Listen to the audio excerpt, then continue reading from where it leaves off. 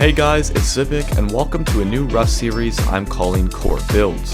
In this video, I'll show you how to make the perfect 2x1 core that incorporates the all-new GameLightz God-Bunker. Once you finish the simple 6-minute tutorial, the rest of the base is up to you. Now heading into the base tour, we can see through 2 single doors we have our sealed stability bunker. Spawning downstairs in one of our 2 bags, we can open up the bunker by picking out our twig door frame. Once finished, the core houses 1 furnace, a locker, tier 3 workbench, 9 large boxes, 5 small boxes, and of course, the TC. The upkeep is on your screen now, and the total build cost of metal is in the top left.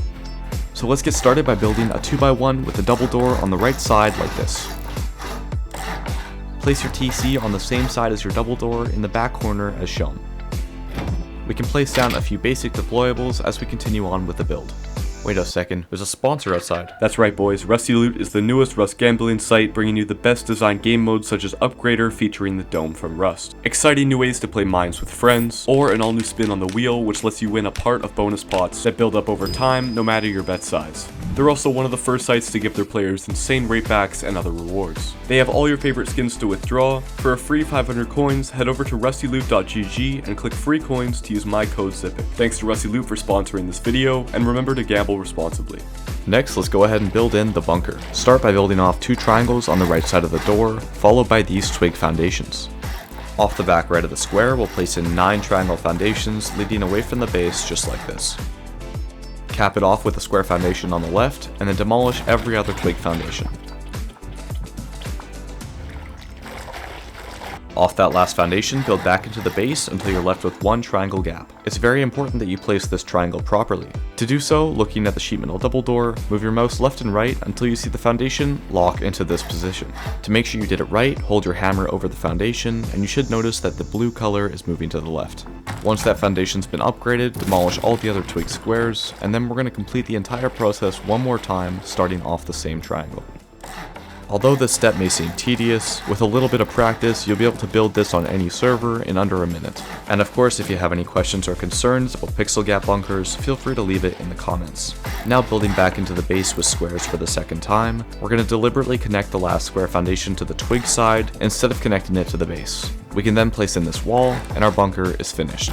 Demolish all the extra twig, and let's go ahead and place in the roof pieces. We'll place the first roof piece off the back side of the bunker wall just like this.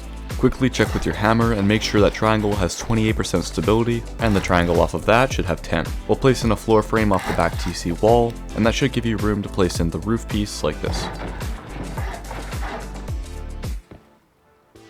Next, we'll place in 2 walls on the empty gap. And personally, I like to use a furnace for the jump up. Note that most likely you won't be able to place in the second walls to the upstairs airlock. Luckily, there's a super easy fix. Simply head downstairs and place in any type of frame where your bunker twig would go. And with a bit of maneuvering, you should find that both sides of the wall come up as blue. Next, we'll build a basic way up to our front door, and using this design, we can easily honeycomb the base later on.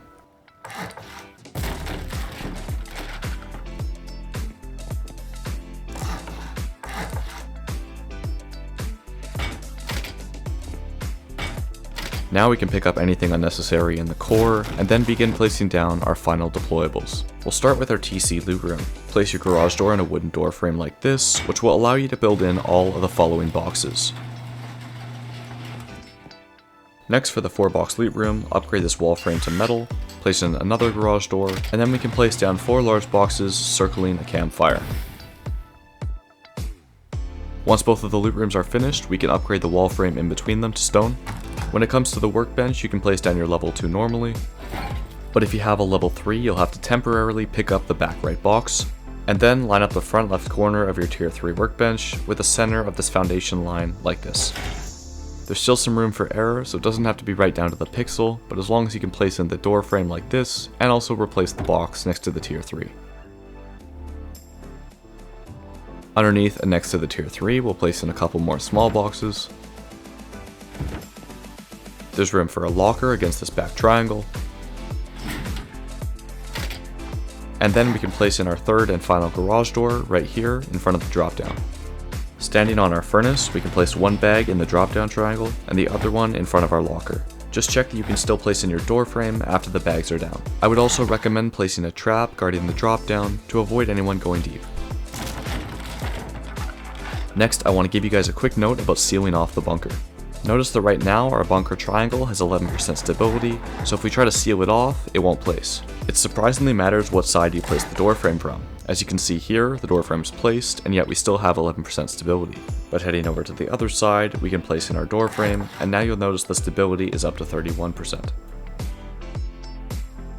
And that is how you properly seal off the bunker before you go offline. And just a quick tip, if you need to research or repair something, you can build the bunker in as twig and place it down upstairs in the airlock. If you haven't already, the last step of the build would be to upgrade the entire bottom floor of the 2x1 to metal. With all that said, I hope you guys enjoyed the build, thanks a lot to GameLightz for the bunker design, and I wish you all the best of luck expanding on my 2x1.